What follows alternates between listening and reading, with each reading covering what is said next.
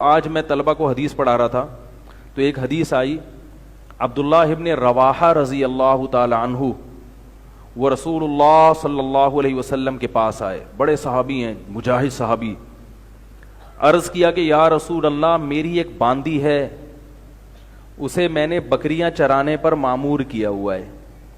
حدیث سنیں خوب تسلی کے ساتھ، میں نے اسے حکم دیا ہے بکریاں چراؤ، اور ایک بکری کے بارے میں خاص طور پہ کہا تھا کہ اس کا بہت خیال کرنا۔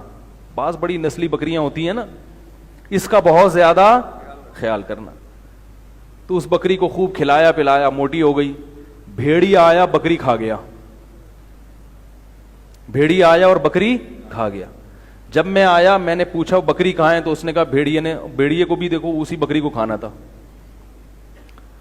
کہہ رہے مجھے غصہ آیا اور میں نے کھینچ کے ایک تھپڑ لگایا باندی کے۔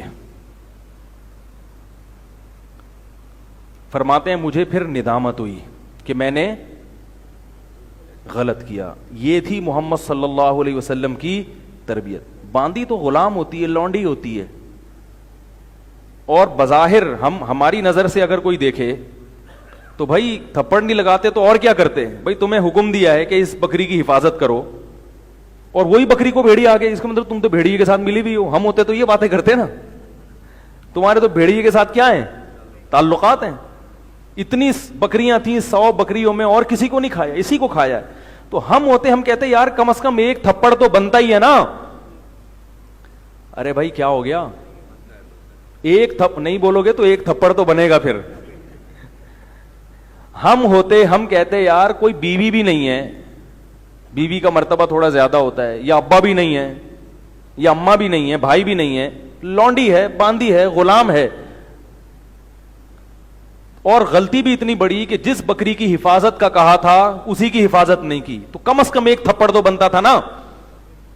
لیکن صحابی رسول کی تربیت ہوئی ہے، ان کو ایک تھپڑ پر بھی کیا ہو رہی ہے؟ ندامت، کہ یار یہ زیادتی تو نہیں ہو گئی۔ کیوں؟ دل میں یہ سوچ رہے ہیں کہ بھائی ممکن ہے اس نے حفاظت کی ہو، لیکن جب بھیڑیا کھانے پر آتا ہے جتنی بھی حفاظت کریں تو ایسا نہ ہو کہ اس کی غلطی نہ ہو اور یہ مقدر میں ایسا ہی ہو، میں نے پھر جو ایک تھپڑ مارا تو قیامت کے دن مجھے اس کا حساب بولو بھائی دینا پڑے گا۔ تو اب اللہ کا خوف دیکھو، رسول اللہ صلی اللہ علیہ وسلم کے پاس آئے، عرض کیا یا رسول اللہ مجھ سے غلطی ہوئی، میں نے اپنی باندی کو ایک، تو جو لوگ اپنی بیویوں کو 20 تھپڑ مارتے ہیں بغیر کسی وجہ کے، ان کو بھی تھوڑا سا اللہ کا خوف ہونا چاہیے۔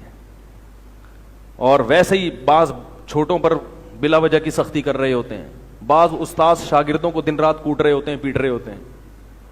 تو بلا وجہ کوئی بھی کام آپ کرو گے آپ کو حساب دینا پڑے گا۔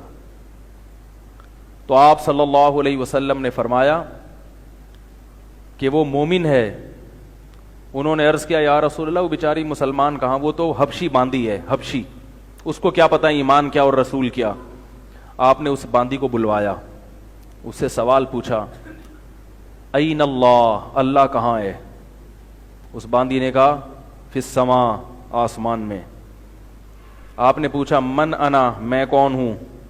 اس باندی نے کہا رسول اللہ، اللہ کے رسول ہیں۔ آپ صلی اللہ علیہ وسلم نے صحابی سے کہا اعتقها فانها مؤمنہ، اسے آزاد کر دو، یہ مومن ہے۔ کفارہ کیا ہے؟ آزاد کر دو۔ تو کیسے زبردست اخلاق!